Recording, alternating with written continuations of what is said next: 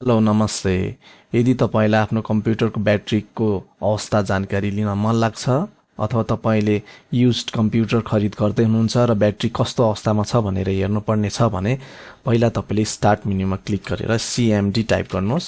त्यहाँ तपाईले एउटा नयाँ एप्लिकेसन देख्नुहुन्छ कमान्ड, त्यसलाई क्लिक गर्नुहोस्। एउटा नयाँ विन्डो ओपन हुन्छ।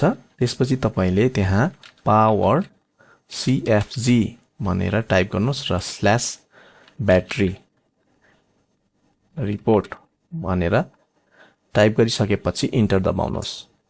त्यहाँ तपाईले एउटा नयाँ पाथ देख्नुहुन्छ। त्यो सी युजर्स भन्ने पाथलाई कपी गर्नुहोस् र एउटा ब्राउजरमा गएर त्यसलाई पेस्ट गर्नुहोस्।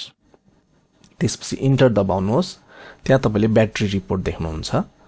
जस्तै यो कम्प्युटरको ब्याट्री म्यानुफ्याक्चरर एलजी हो भने यसको डिजाइन क्यापेसिटी ओरिजिनल डिजाइन सुरुमा यसको डिजाइन क्यापेसिटी चाहिँ 54,000 थियो भने अहिले यसको अवस्था हालको अवस्था चाहिँ फुल चार्ज क्यापेसिटी 52,335 मात्रै रहेको छ।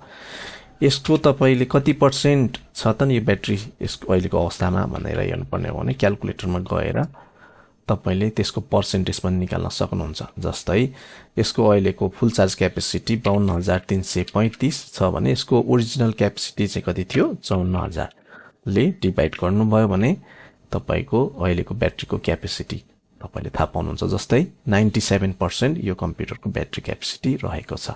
हस्, धन्यवाद।